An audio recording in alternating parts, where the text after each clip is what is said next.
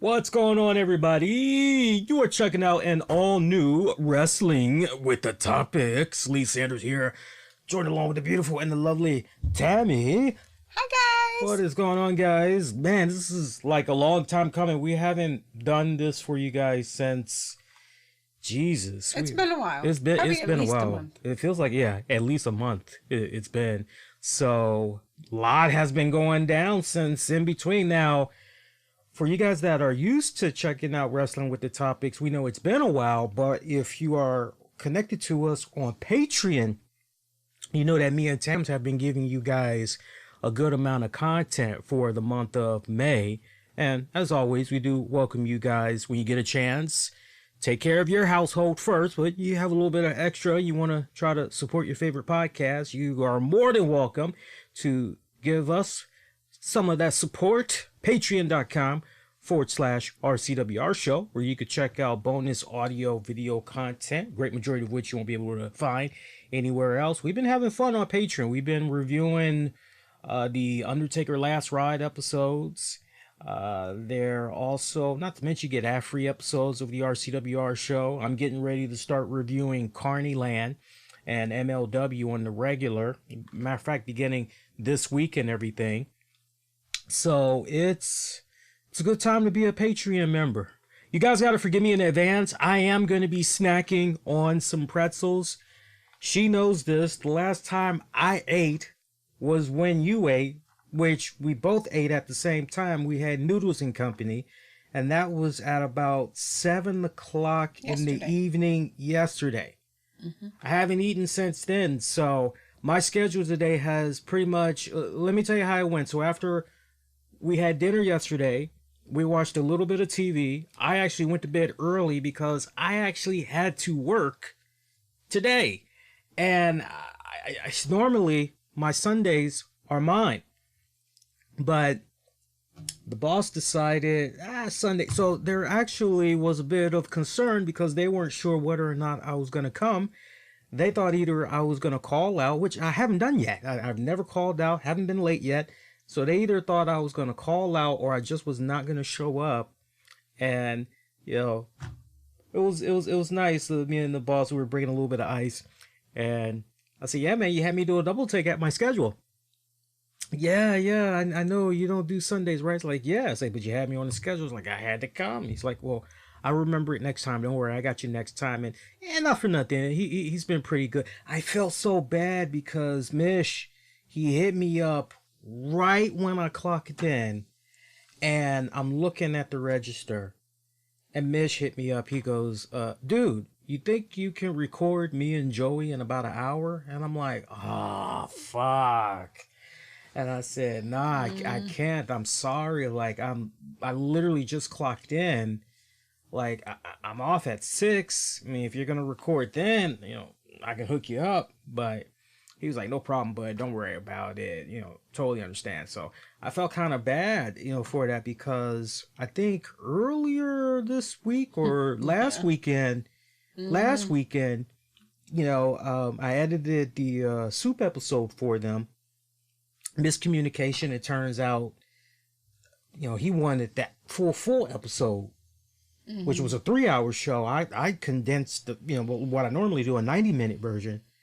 And sadly, we found out my work schedule that day. Mm-hmm. And it was like, oh, fuck, I got to turn right around tomorrow, Memorial Day. Right. It's like I had to turn around on Memorial Day. It was like, fuck. And so I feel bad because it's almost like within the same week. Yeah, I'm saying no. I've said no to Mish. And, you know, I'm kind of old school. Hopefully Mish doesn't have the mentality I got. I'm kind of old school. If I hit you up twice in the same week for something, I need a favor or whatever, I'm that type of person. If you shot me down twice, I'm not going to ask you again. So I hope he doesn't have my mentality because, like, I'm like legitimately tied up with shit. So you will be hearing me snack on some pretzels in between when I set Tammy up to run with the ball a little bit. I'm just letting you guys know that right now. So please just indulge the crunching noises that you hear. And trust me, definitely going to have some dinner after this, some well-deserved dinner. So yeah, went from work today And we just got done recording, literally, we just got done recording Undertaker Last Ride, episode 3. We just reviewed that for Patreon. Mm-hmm. And now we're doing this. So you guys are used to a 2-hour version of Wrestling with the Topics, but we're going to actually kind of give you guys about an hour because I want dinner. She's got to get up but early for work. So, you know, but month of June, we'll definitely give you guys a much longer Wrestling with the Topics. We promise you guys when the timing is right.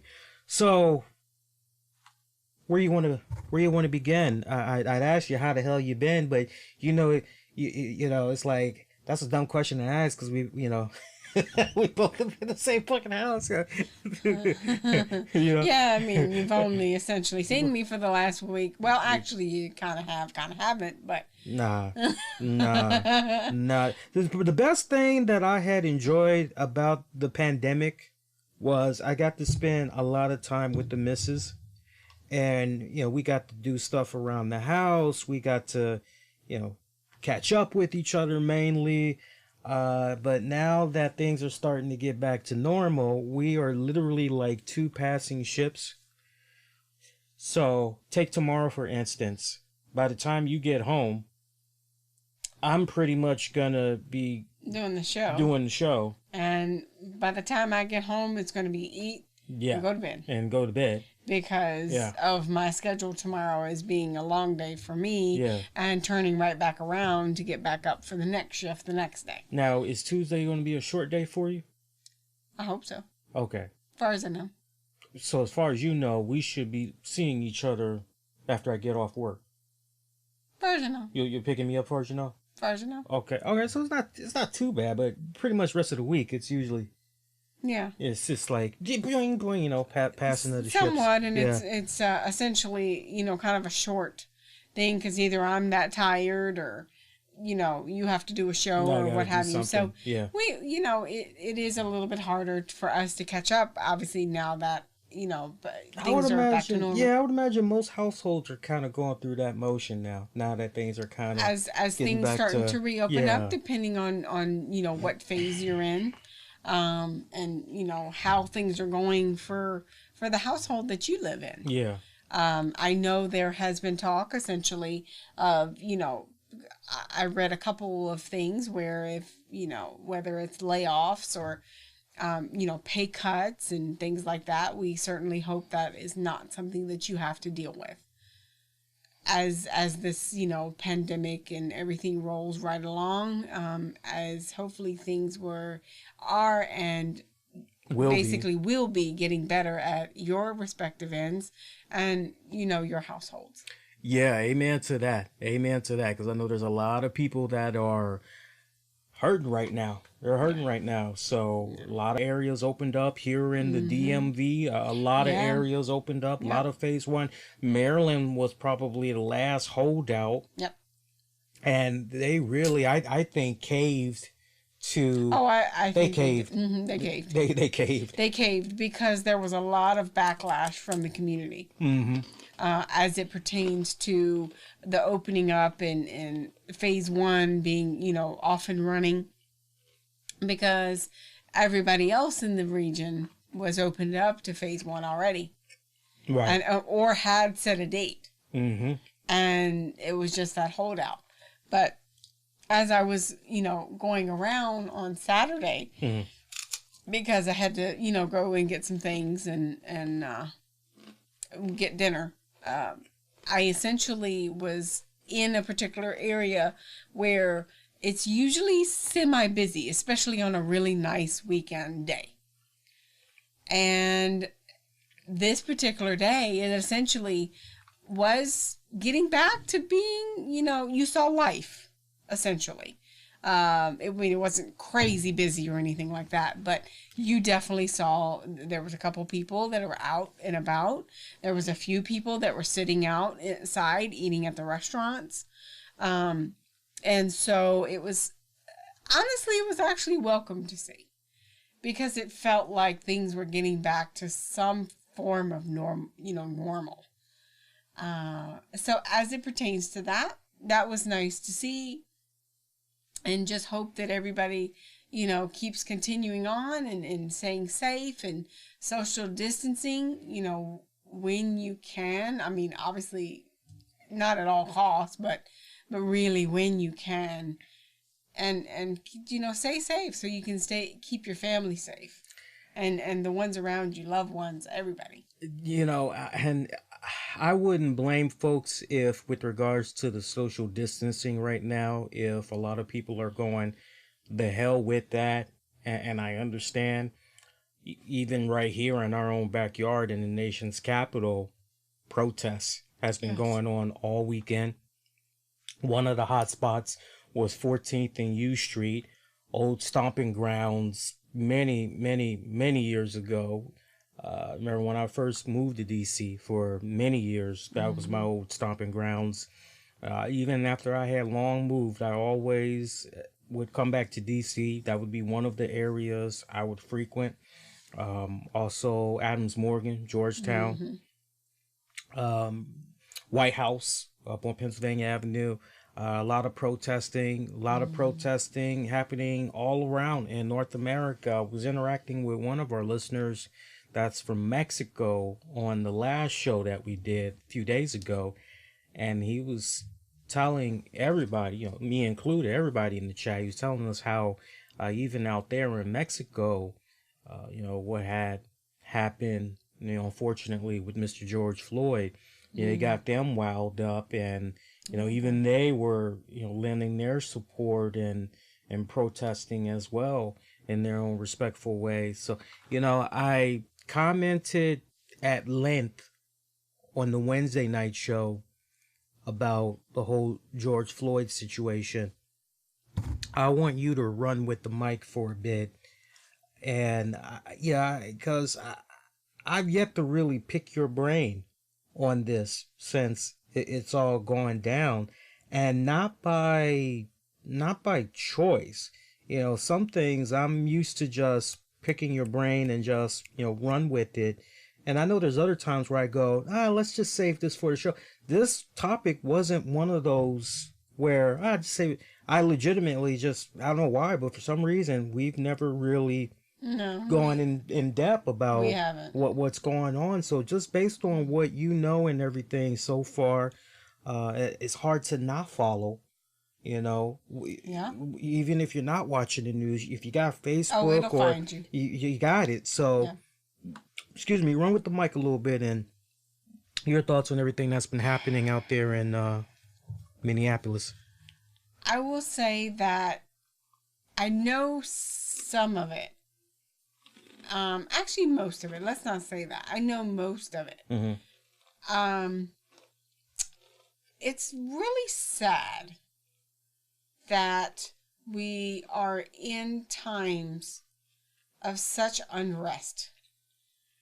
And this goes down to the simple fact of, okay, we're already trying to deal with our own livelihoods, our own life as we know it. And then to have somebody, whether they woke up that morning and chose to or not, you know, but if you question their actions, for sure, in any way, in most ways possible, because for somebody who is begging and not giving you a whole lot of fight, and you continue to put your knee on his neck. You couldn't do a shoulder blade. I mean, neck is so vital because you've got spinal cord, you've got regulations of so much. And what about the people who essentially have neck issues already? You know, I mean, just in general. But either way, you have people who were begging for the policeman to do the right thing. Let off of his neck, or, you know, just help him out a little bit. And if I'm not mistaken, this was over a bad check. That's the report that The I'm report hearing. I'm hearing is over a bad check. It's a report of a bad Or check. a report of a bad check? I mean, really? I mean, let's just clean that up a little bit. Let's clean that up a little bit. Let's just say they were conducting a suspicious routine check. Okay. Let's just sum it up that. If that's what we're saying, yeah. If that's it doesn't cover all bases, yeah. Yeah, if that's what we're saying, okay, what have you? But you know, it's not like he went out and murdered somebody. But for me, either way, it's uncalled for. It was way more than excessive. Like level 10 over excessive. Because you had him defecating on himself. You had blood coming out of his nose. Oh, yes. Oh, he defecated. Well, he urinated on himself. I didn't know he defecated. Yeah. Damn. Yes. He's had blood coming out of his nose. He's begging for his life. He's telling you he can't breathe. And not one of those times could you say, you know, maybe I should let off his neck a little bit. Ain't nothing saying you couldn't do something like a shoulder blade, an arm, something that ain't, so vital. Or keep the knee right in the middle of his back. Correct. I mean, you already got him on the ground. Exactly. On his stomach. Exactly. So, and he's not truly fighting back like this. Not any of the things that I ever saw that he was just, and just going at it. And here's what I find just as disturbing as everything else is the EMS people came through and asked him to get off of him, and he didn't. Really? Really? Yeah. Because I was reading a few things. Oh, wow. I didn't know that. Yeah. I didn't know that. The EMS people asked this guy to step off. This feels like Chris Hardball. Tell me something I don't know. I'm like, this is good. This is good. I love this. Wow. So... Now, did the EMS, did they have to strong arm him, or did they have to... I think he finally figured out that maybe he better get off. So, yeah, you have citizens, you have people that are taking the video. You have so many people that have asked you to do the right thing. I ain't asking you to let him go. Just asking you to be human. Right. So... I just think that, the funny thing is I was reading a little bit before we went on air. Yeah. And there's a picture on Facebook. And that picture has right side, Vanessa Bryant. Left side, a picture of Kobe with a shirt that says, guess what? I can't breathe. And this was, obviously it wasn't right now because Kobe has passed. Yeah. So this was 6 years ago. What was? When he was wearing the shirt. I thought that was a photoshopped. No. Kobe actually wore that. Yes. Oh, wow. There was a photo that surfaced that I guess she decided to, she even said, whoever took this photo, please credit yourself. But, this is a photo of him wearing a shirt from 6 years ago. So, and I remember 6 years ago, we were getting ready to have something very similar. Very similar. But it was squashed. And I'm not going to get into political whatever. But it was, That's for Patreon. Yeah. Yeah. So, essentially, it was squashed and they were able to peacefully resolve. Okay? But this was 6 years ago, so guess what? Nothing much has changed. And the funny thing is, I saw a meme, and you really, if you think about it, you actually relate to it. It's a meme that has Will Smith. It says, racial issues aren't getting worse. They're just getting recorded. And for someone who is soon to be married to an African American male, this is beyond disturbing. Beyond disturbing. Because it puts such a distaste in the mouth of someone like me, because someone like that essentially chose the wrong path, whether he is a racist or whether he isn't. One thing that is official, that without no denying, is that was a serious abuse of power. Oh, 30-fold. 30-fold abuse of power. I mean, I'm not saying that like a no shit Sherlock, you know, because I don't want people missing the point. We don't know this officer personally. Exactly. So to Tammy's point, we can't really. Is he racist? Yeah, I mean, is he, you can speculate. You can all speculate, you want, right? But the one thing the one thing we got him on without a shadow of doubt in black and white is an abuse of power. Absolutely. That's corruption to the extent. To the extent, you know. And so this blew my mind. And I gotta credit him for sending me this.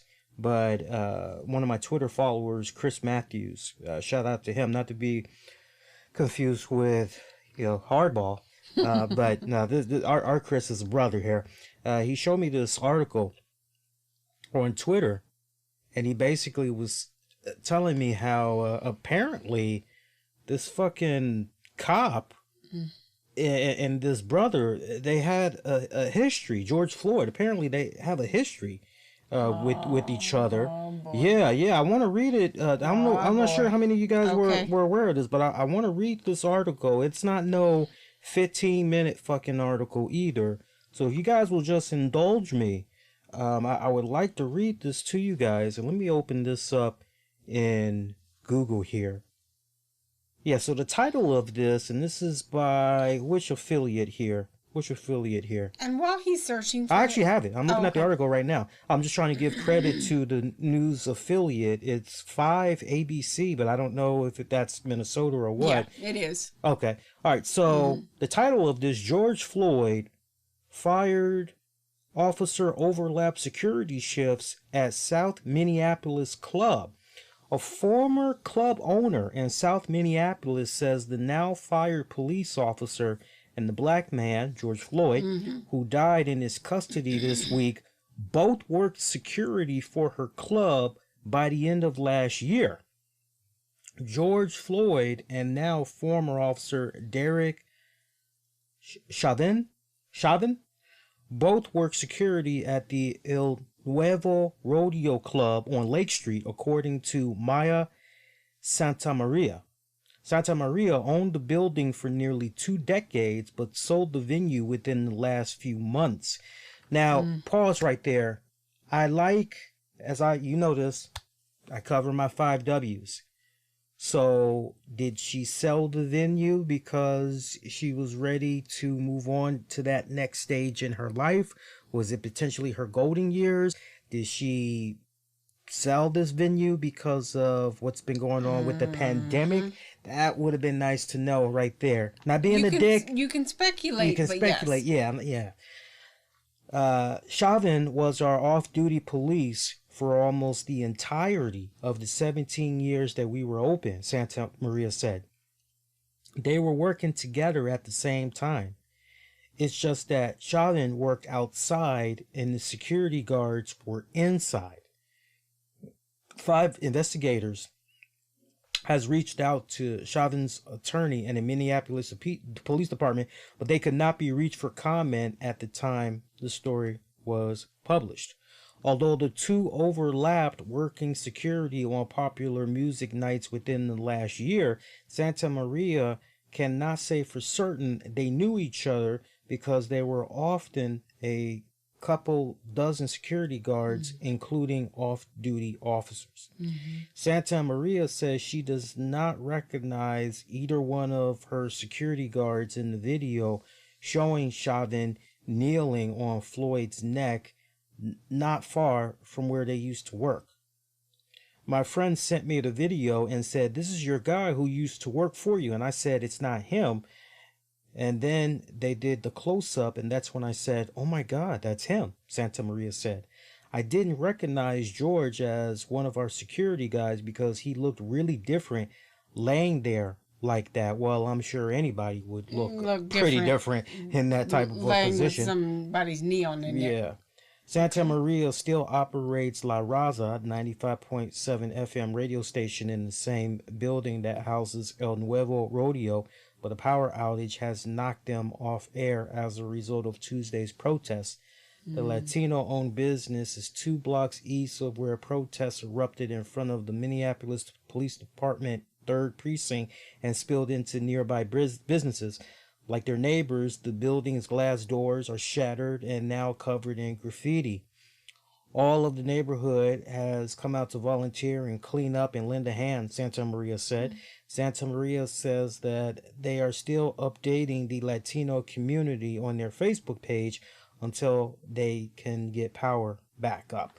So she's not really sure if the two of them were buddies, but just the fact, I said this Wednesday and I can't stress it enough.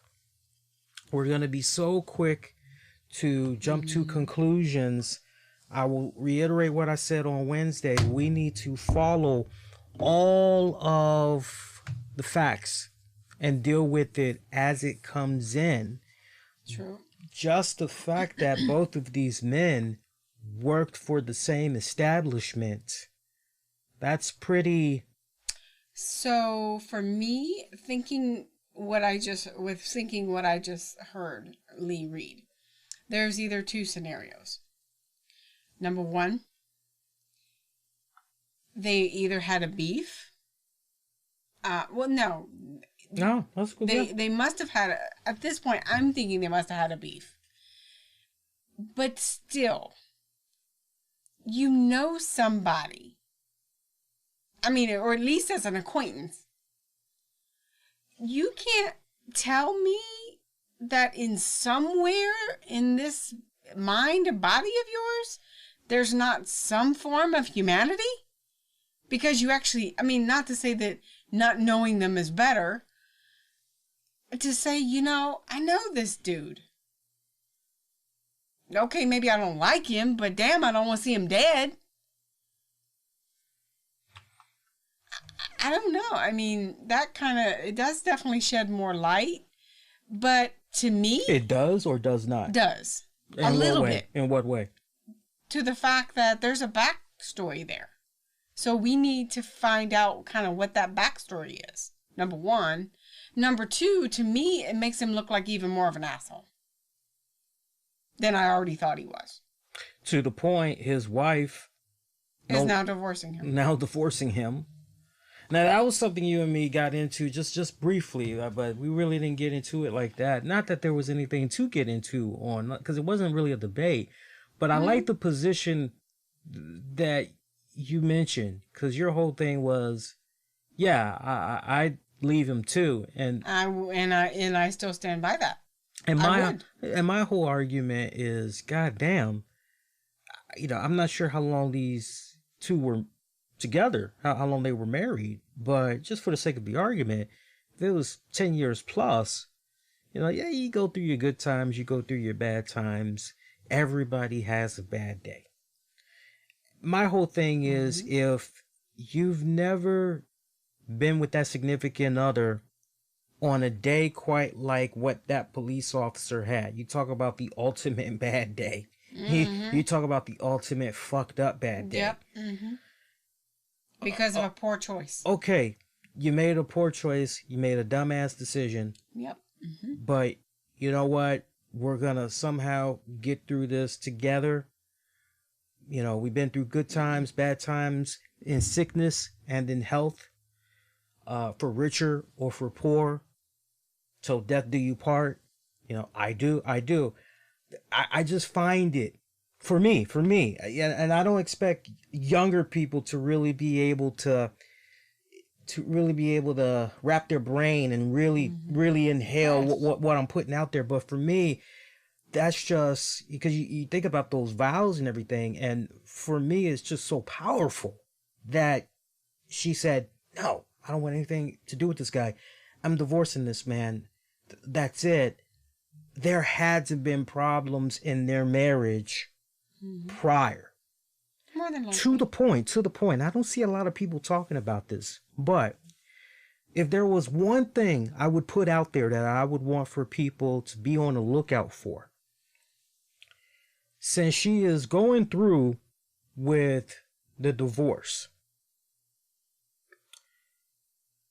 that could be a good thing for the public and the prosecution, and that could be a bad thing for him, because now she's really able to go all out there and talk about him. Anything dark, if he was going beyond Archie Bunker, vintage Archie Bunker behind closed doors. I mean, if he was going the Donald Sterling route, right? Oh man, that's your ass, Mr. Postman. That's his ass big time. Because sadly, when you got what's the I don't know the legal mumble jumble term, but basically when it's a husband and a wife, like they can't she can't testify against him, because of the marriage, right? But now that she's going forth with the divorce proceedings and all that, it's so that's the one thing I would peep out on. But for me, I just felt it was so powerful to just wow, because I think about those vows and it's like, wow, y'all must have really had some serious dark days where you were thinking about leaving his ass, or it's just not worth it. And now that this has happened, it's and apparently no kids, so it's not like, so it was easier, right? So it's not like, oh, I gotta stay because of the kids. What will happen to the she just lickety split. The other thing for me is if I had kids with this dude, I would definitely be gone, and he would have to have supervised visits. Because no, I'm sorry, poor judgment call, whatever you want to call it. He had so many opportunities to make a different choice, and he didn't. And I'm sorry, but I would not stay married to someone I considered a murderer. And for me, that's just what it is. Wow. That's just crazy. That's just crazy. I don't care what the fuck he did. You have no right. And this is at a time where we were still trying to rebuild the trust from 6 years ago. And you just, a month ago, had the video from the guy that was shot because he was jogging. Really? I mean, it doesn't have anything to do with the cops, but it does have a shit ton to do. Well, actually, yes, it did. I'm sorry. Yes, it did. So it just adds up. Well, let me pick your. I don't know. No. You're speaking the gospel right now. Let me pick your brain on this. Here's a new element that we can both get into here. You see all the protests that's been going on. You fell asleep while the news was on last night. Understandable, because you had a long day. But, I was watching the news last night, and, right here they were showing everything that was going on. And it was amazing just watching people, for the most part in the DMV, there was peaceful protesting. But you did have those that hopped over the fence of the White House. People were blowing up trash cans and all kinds of other shit. What do you think about the rioting that's happened in Minneapolis, other areas as well had experienced some rioting? I know Chicago went through a little something. Also, I'm looking in my notes here. I'm also seeing that I want to say maybe it was Philadelphia. Philadelphia went through a little something. You're for or are you against the riots? I'm really torn. Truly, I'm torn. This is a case right here where I think about Malcolm X and I think about Martin Luther King Jr. I know Martin Luther King Jr. was all about, we're gonna protest, nonviolence. We're gonna be peaceful. We're gonna get to our point. We're gonna get our results. But what some felt was very radical with Malcolm X when he was with the Nation of Islam and everything. A lot of people felt that, nah, man, he's going to spark that war, because his whole thing was, we will do what we need to do by any means necessary. Yeah, and if you've been watching Godfather of Harlem with Forrest Whitaker, we haven't actually. We didn't finish probably the last like 4 episodes. It's only 10 episodes, luckily. I think I've only watched one. You only watched one? Oh, sorry, I jumped ahead of you a little bit. I'll watch those again. They did, in good news, they did get renewed for a second season. But good. Because of the pandemic, safe to say maybe second quarter of next year is when those are going to resume. So, they're the first two that come to my mind. Of course, I also think about the Black Panthers and everything. You said you're torn. Discuss. There's part of me that knows that it's a form of trying to have voices heard. So if they're doing it for the right reasons. Yes. But if you're really just doing it to destroy property that somebody worked damn hard to get and have and upkeep, because you want to basically steal some shit, because there's people out there that's why they do it. And I'm not saying it's right, wrong, or indifferent. Well, actually, it is wrong, but they do have, or they have done it for that reason. Right. That's where I'm not cool with it. And I get the fact that essentially, you want to make your voice be heard. You want to feel like you're making a difference. You want to feel like there's change in all of this. And that's why, the protests, and then, of course, somebody's angry and then somebody else is angry, and then they both essentially get even more angry because they're both angry. And essentially it blows up. So I'm very torn, and it reminds me a lot of, and you can talk way more about this than I can, but it reminds me of Rodney King. I didn't talk about that on the show. Yeah. For those of you that don't know, I actually was living in California when the riots in California broke out over the Rodney King verdict. I mean, shit was already pretty intense. You had people that were protesting and all that as it was. And I remember back then, and see, this is the thing that you guys got to remember.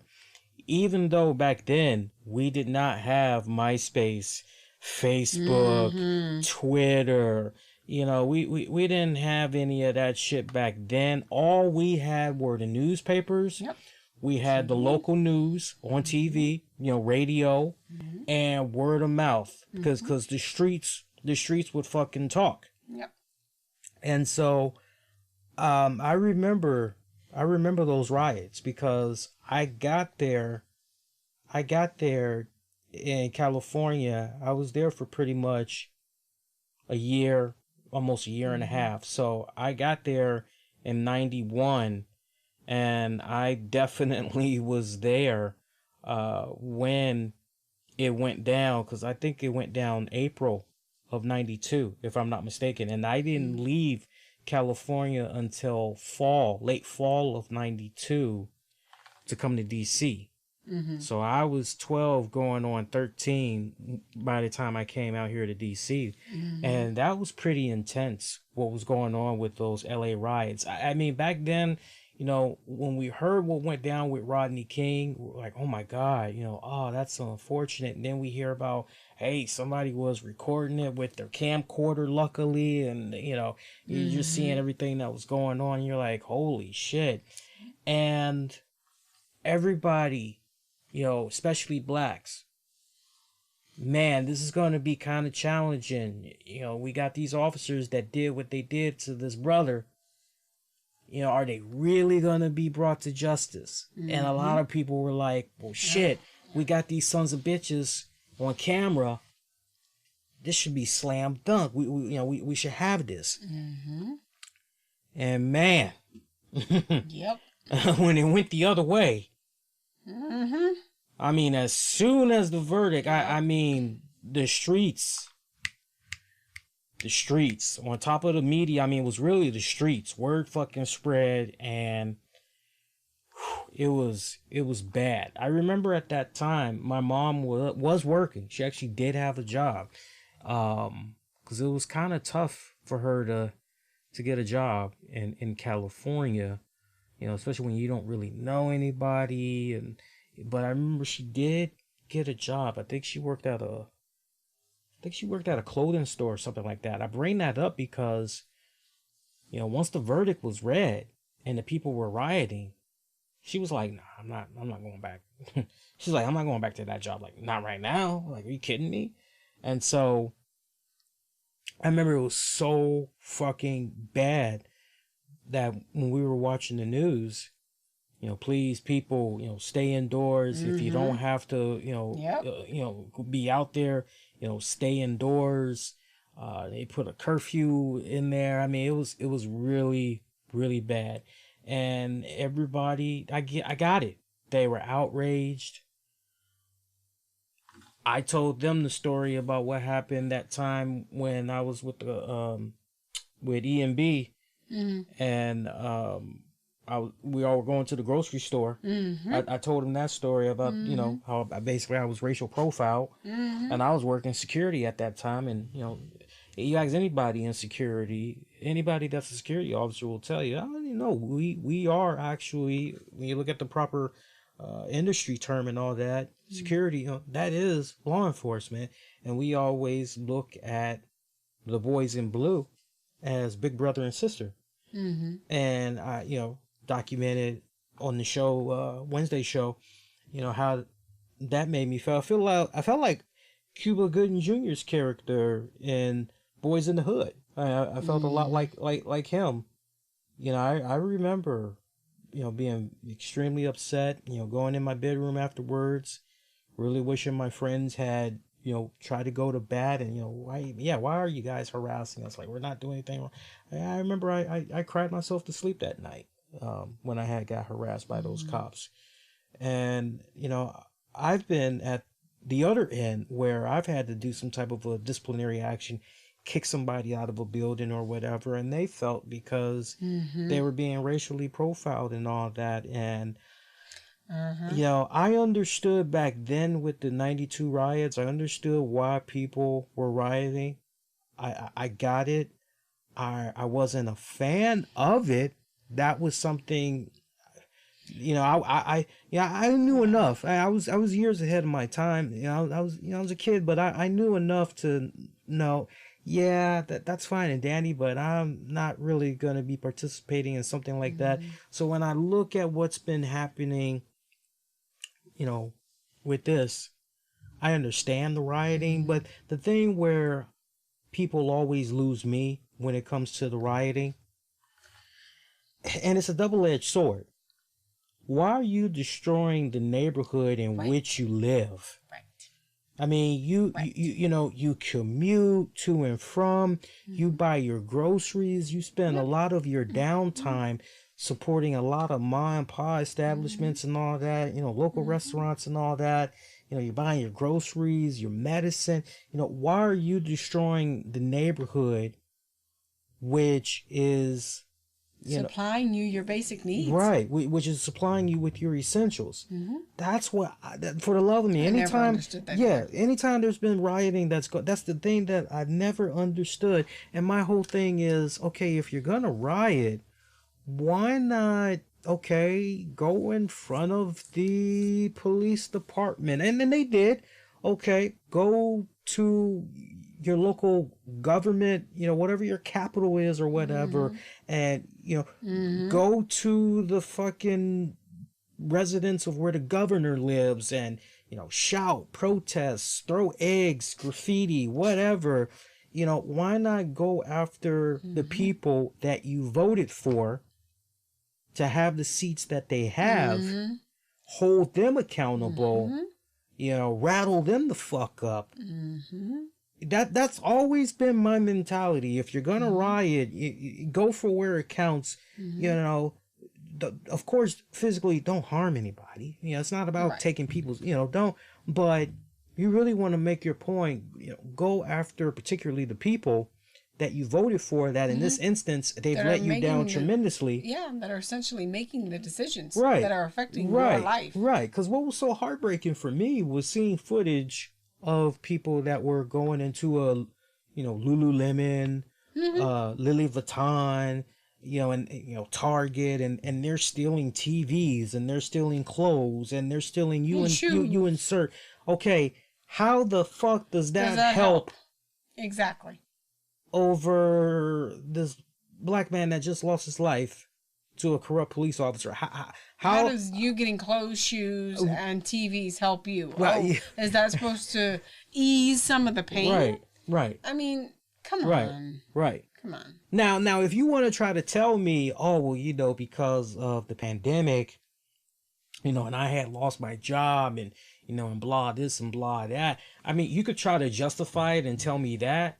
I would counter right back at you, though, and I would say, okay, for every person you show me, like yourself, that was out of a job, doesn't have the essentials, doesn't have the food, doesn't have the clothes, I can show you 20 establishments, nonprofit or just totally free, not even connected to nonprofit. Okay, yeah, we're giving away food. If you were affected by the pandemic, you lost your job as a result, come on, get your food. Yep. Get your food, get your voucher. Right.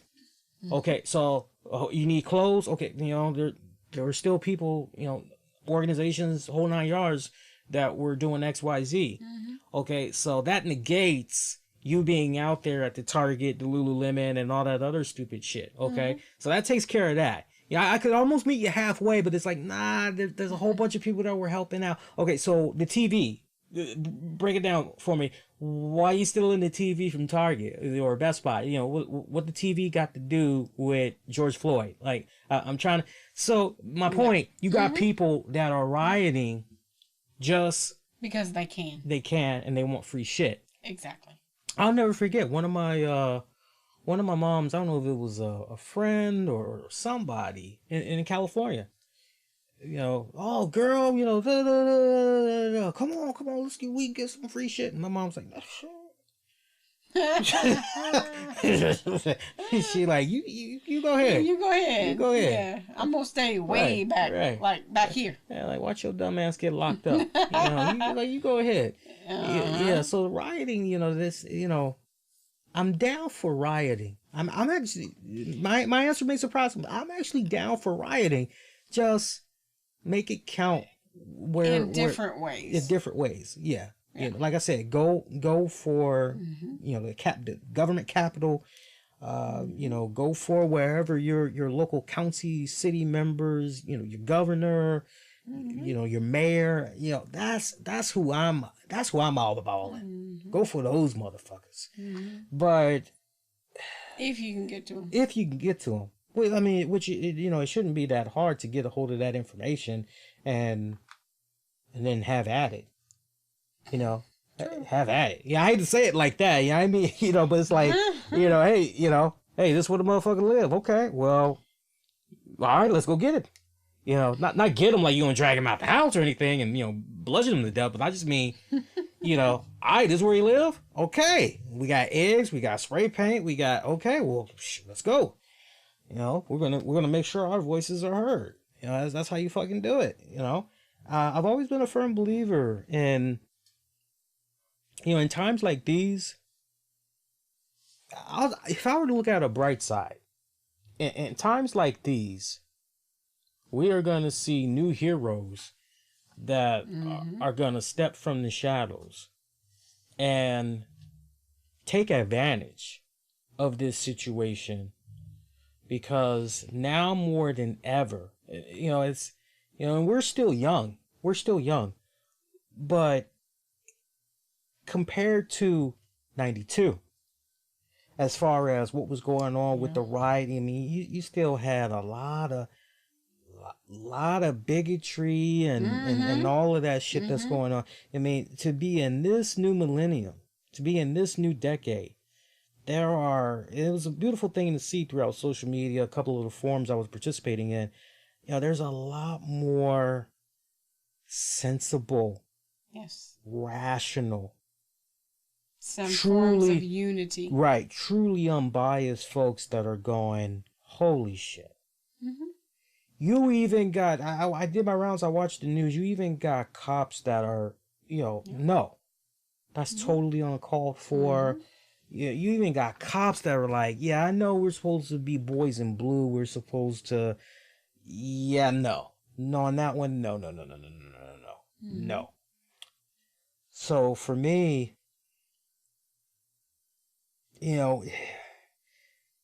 they're trying to charge him, and a lot of people were in an uproar about that, and I actually did the research on that, but they're basically trying to hit him with, actually let me pull it up here. He faces charges of third-degree murder and manslaughter, according to County Attorney Mike Freeman. And when I had researched it, I put it out on Twitter. You guys are more than welcome to give a follow there as well. Facebook and Instagram as well. Don't just follow, actually interact, because I like interacting with folks. I said should be first degree, but that is challenging to prove. He woke up that day with killing a black man on his mind, and that's exactly what he was going to do. Any form of justice I'll take. He could possibly get 25 years. I did bring that up for the third degree murder and manslaughter. If he's found guilty, he could get 25 years, up to 25 years, and he's age 44. So good behavior, yeah, he could be out by 60. I don't know about you, but I don't really like that form of justice.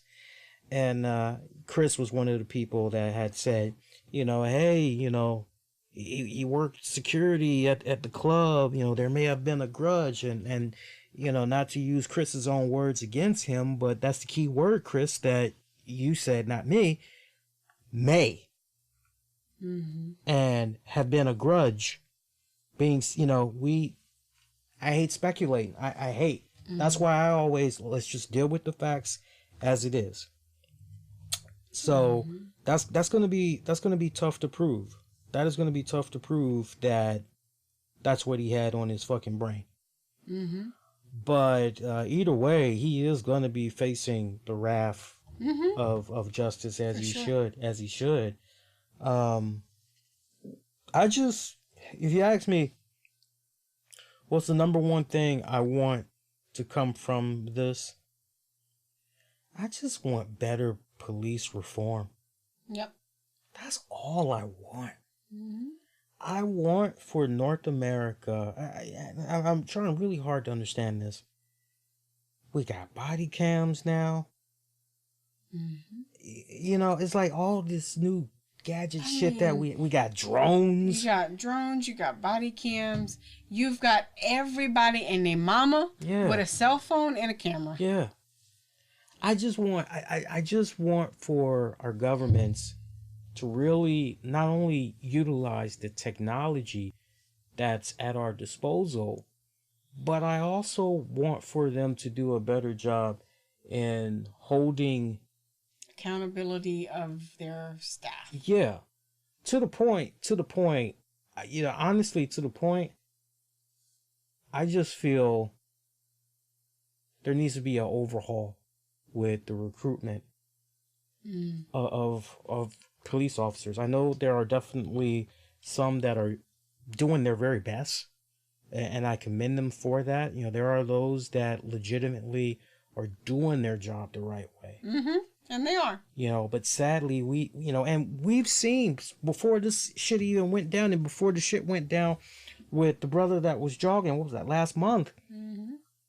We've seen good feel stories over here with our local news where EMS, fire department, police officers doing all kinds of nice, cool shit for their community. One story that jumps out to me off the break, there was a police officer that was checking in on some elderly neighbor of his, if I remember it right.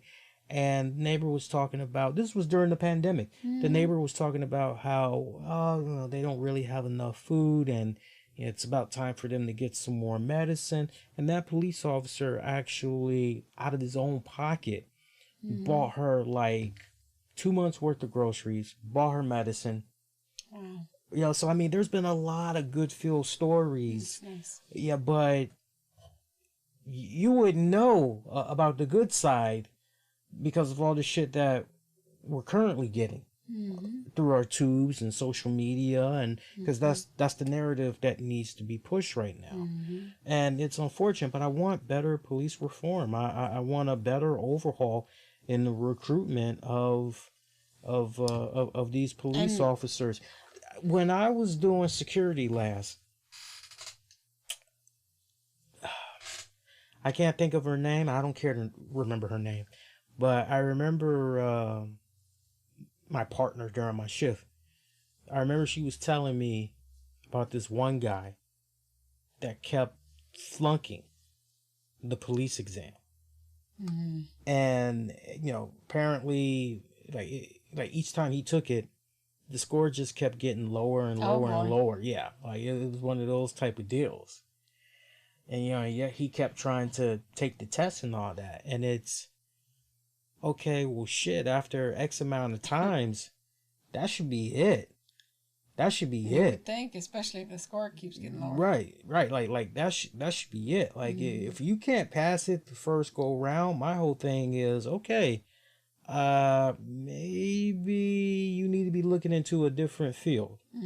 But, on top of those tests, I need to, like, you know how they make it so hard for you to work at the FBI? You go through all of these. Anybody that's ever watched the movie The Recruit with Al Pacino and Colin Farrell, they actually did research, and they actually had, worked with, people in the government, worked with the FBI. Anybody that's seen that movie, you see the rigorous process that you go through, the series of interviews, people, basically ganging up on you, putting you in different scenarios and all this other shit, trying to see if you'll crack. If you're crack, basically. Or pass the fail the analysis. But, because also think about Dirty Harry. Yeah, one of the Dirty Harrys. Okay, motherfucker has their gun up to your fucking head. Blah blah blah. What do you do? They put you in all these different type of scenarios. On top of that panel that's doing XYZ.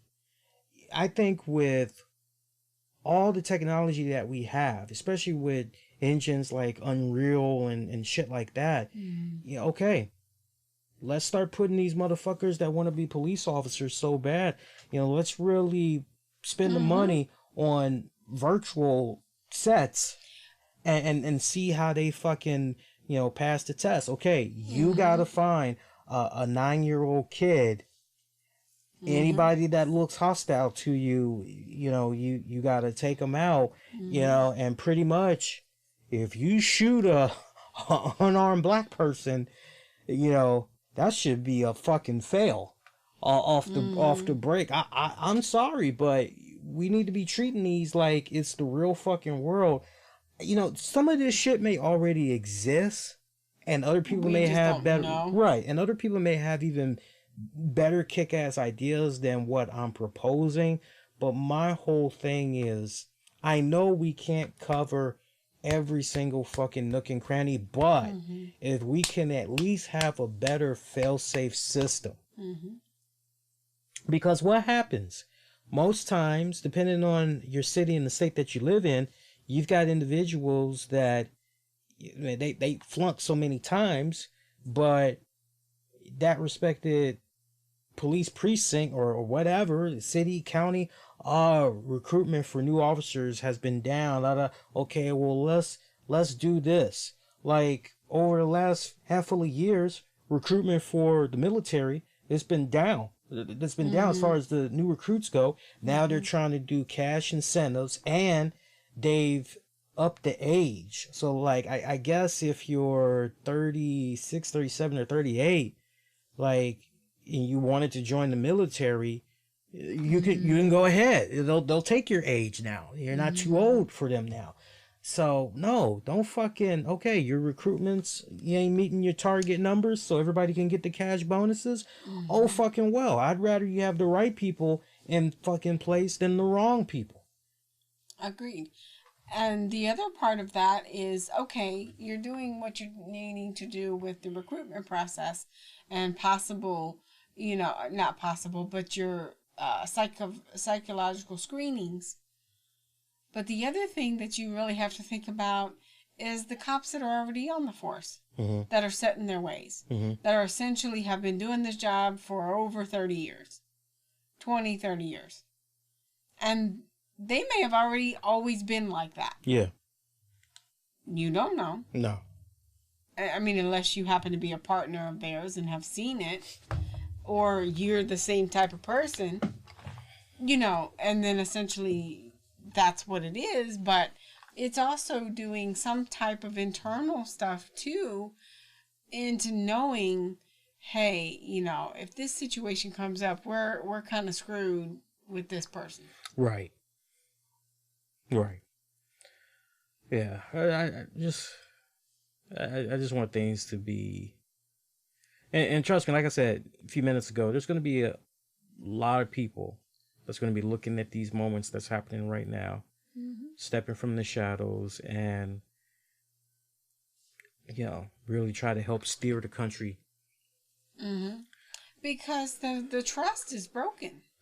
Yeah, and I mean, well, not for nothing, but the trust has been broken a long time. The trust has been broken for decades. It's assault in an open wound is what it is. How long have blacks been supposedly free now? Okay. Yeah. Okay. So MLK, Malcolm X, shit, racism and all that. It still exists. Yeah. See, here's the thing, and a lot of people, so appalled and over all the shit that's going on and everything. But here's the deal. As kids that grew up in the 80s, it existed in the 80s. Yep. It existed in the 90s. It existed during the start of the early 2000s. And it's going to continue to see. Here's the big difference. The big difference is we ain't have social media. We ain't have all the cool gadgets and tech that we had back in the 80s and the 90s and the early. We didn't have all that. See, now you're getting a front row. See, that's a beautiful thing about social media. You want to know what's happening in DC? You want to know what's happening in Philly? You want to know what's happening in Chicago? Man, just hop on Twitter or hop on Facebook. Go to go hashtag, or you go find a group that's just all about, that particular. There's any and everything that you can find on fucking social media these days. And basically, it's the world in the palm of your hand. You ain't got to leave out. No. All you gotta do is just do, and it's right there. And so I believe with the accessibility that we have now and the shit that we're seeing, I mean, the shit doesn't surprise me. If anything surprises me, it's the fact that here we are in 2020. We're about 4 years removed from a 2-term black president. Right. And yet it feels shit didn't get any better. No. Yeah. That's not me, I'm not taking any shot at the current administration. I'm just talking about specifically race relations in this country. And how you feel about it. Right. To me, it just feels like we took some serious, steps backwards. I'm thinking back to when Reagan was president. I'm thinking back to when we had the two Bushes. I'm thinking back to when we had Clinton. Yep. And since I've been living, I've never seen such a greater racial divide and tensions and the whole 9 yards than what we got before us right now.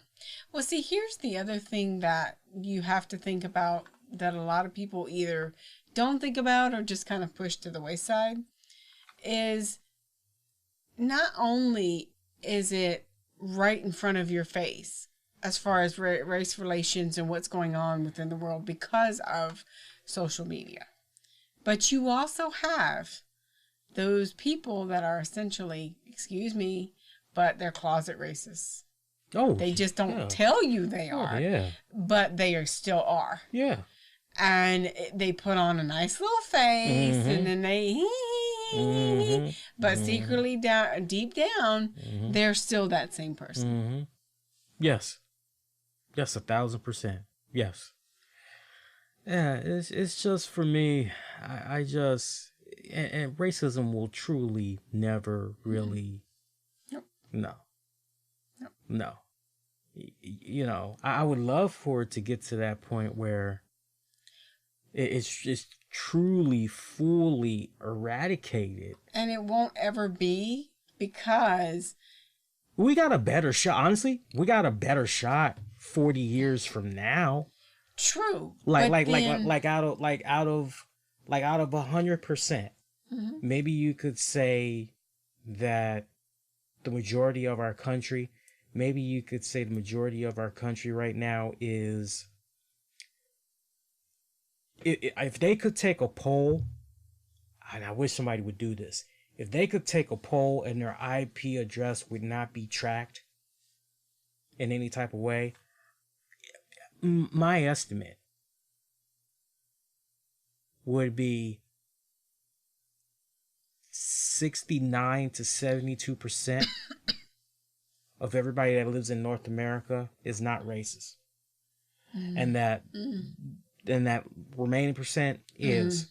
Now, in 40 more years, I think you do that same poll again. I think that poll, if you were lucky, could be up to 80%.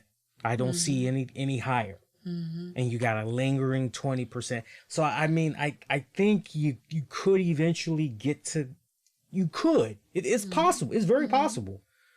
But see, it all starts with changing the attitude. And what you're teaching at home.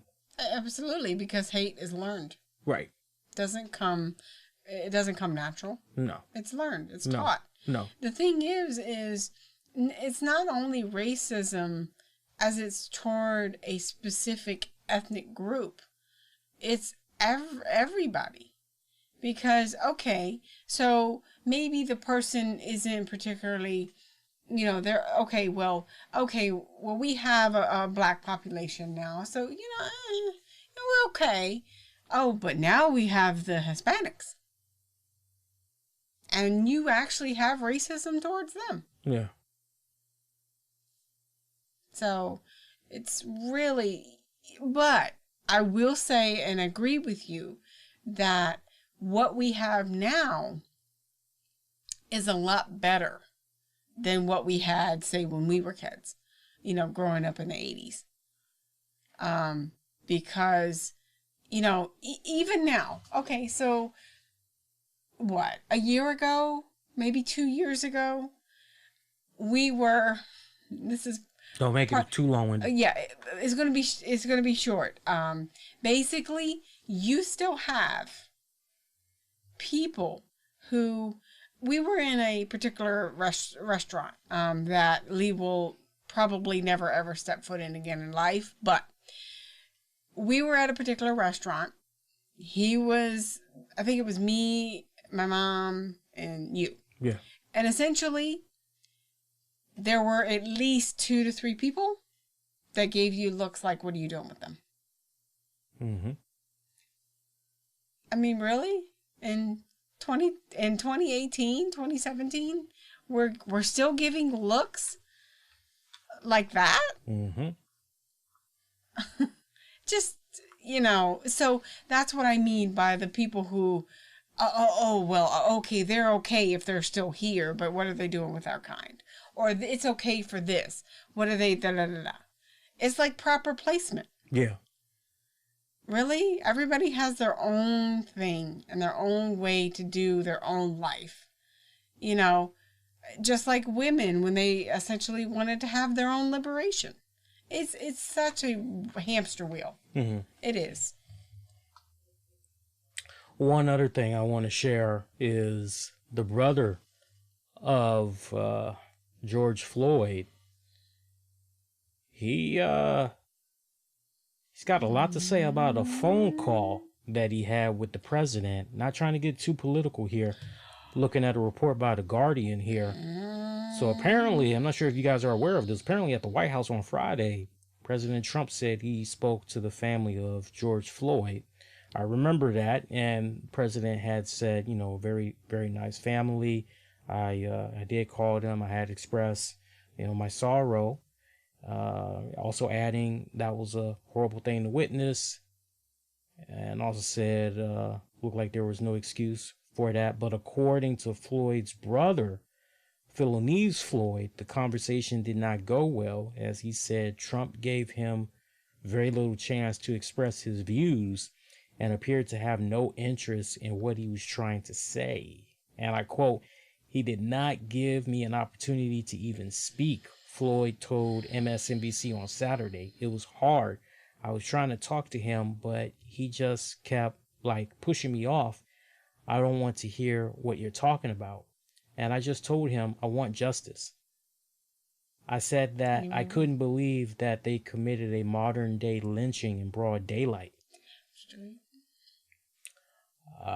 So, I'm gonna leave it right there. I'm not gonna get too political because my views are very whatever. I mean, but when you hear that, you don't need to go political. But when you hear something like that, the one thing that's very undisputed, and anybody, it doesn't matter what your party affiliation is, we all should be in agreement of this.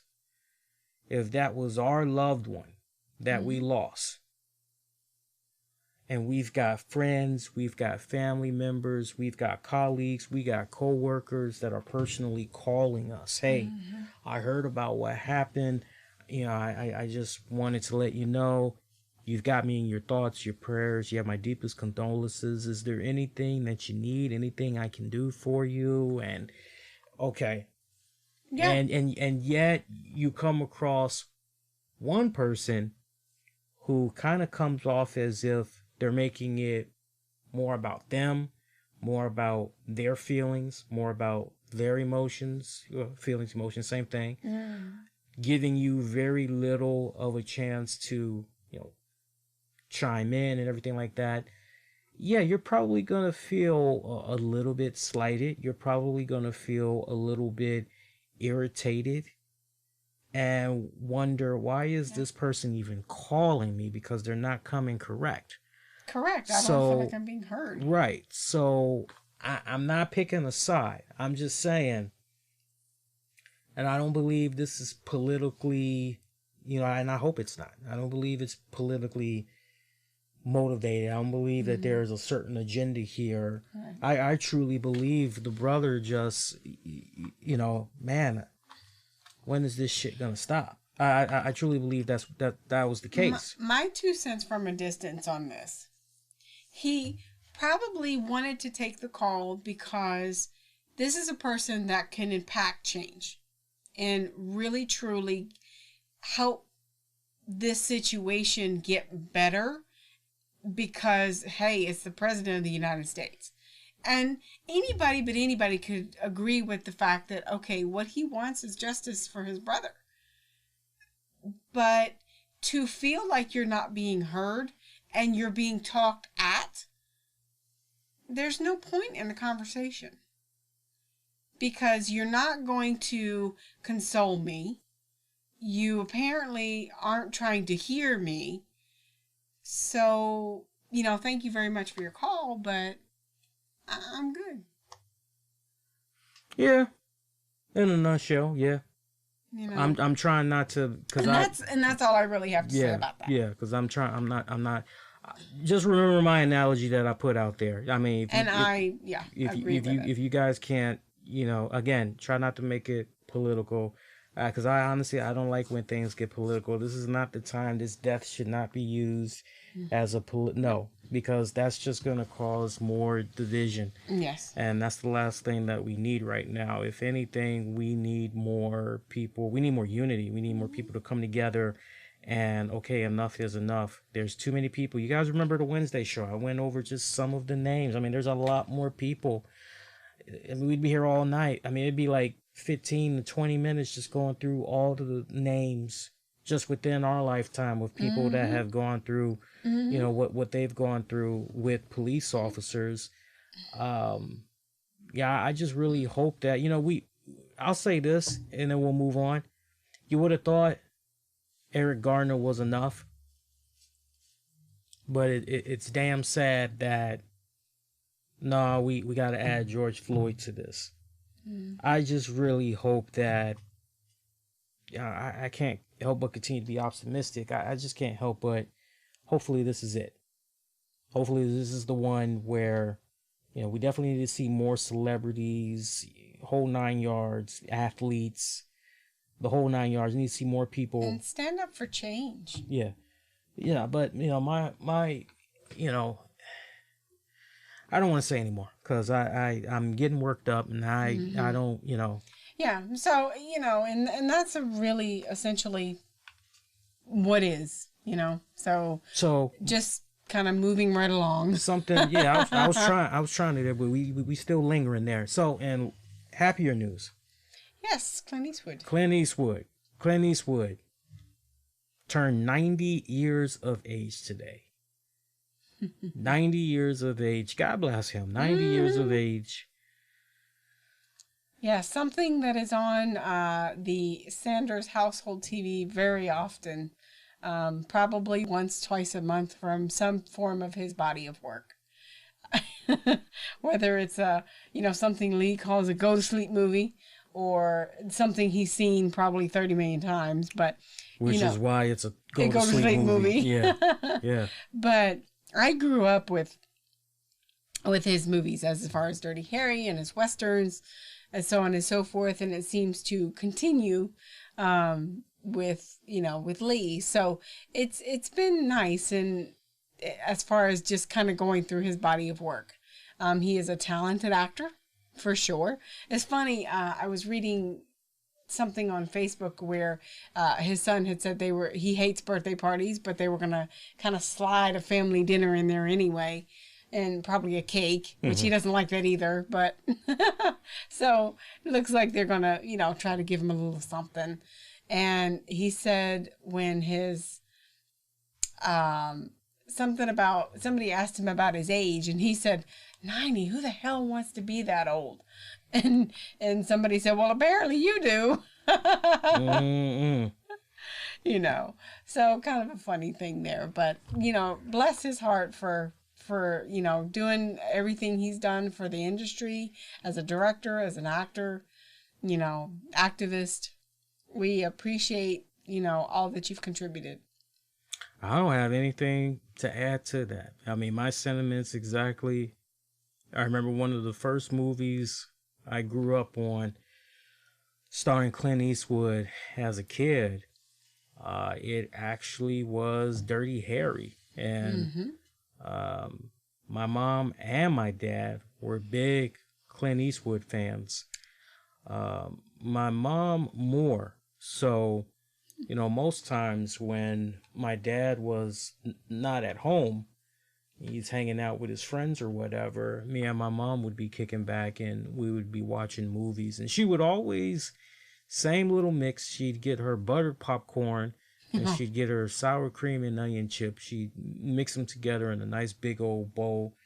And we used to eat that. Sounds pretty good. We eat that and we'd had a couple of sodas. And, we would watch whatever movies were on. And one of my first recollections of Clint Eastwood movie was Dirty Harry. It's a tie, actually. It's a tie, but I'm leaning more towards Dirty Harry being like one of the first earliest memories I have of watching a Clint Eastwood movie. The second one, because I kind of feel like I saw them both around the same time. The Good, the Bad, and the Ugly. And that's probably my favorite. And you know, from those earliest moments, you know, those made me a fan. Like a little kid, I was probably like maybe, I was probably maybe 5, 6, or 7 when I saw them, and yeah, I became a pretty big fan of his.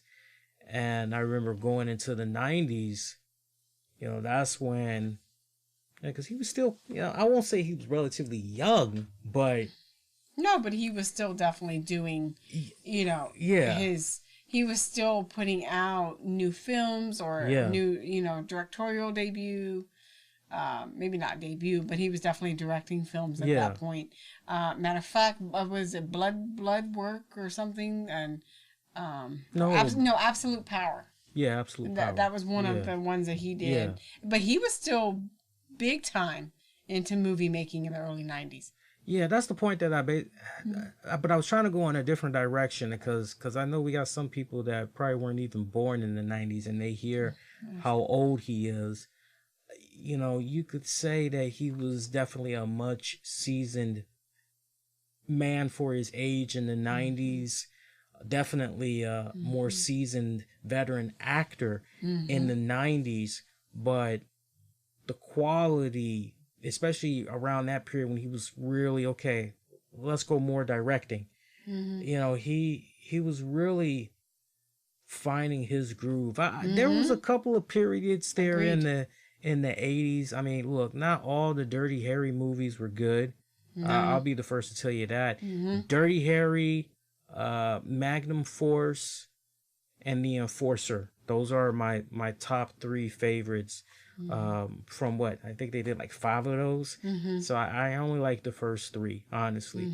But he had a period there. I would honestly say 80s, you know, where you know, you had to have been a hardcore fan to appreciate what he was putting out there. Otherwise it was that really wasn't quite good. But you know, that's a name. It's kind of like Tom Hanks.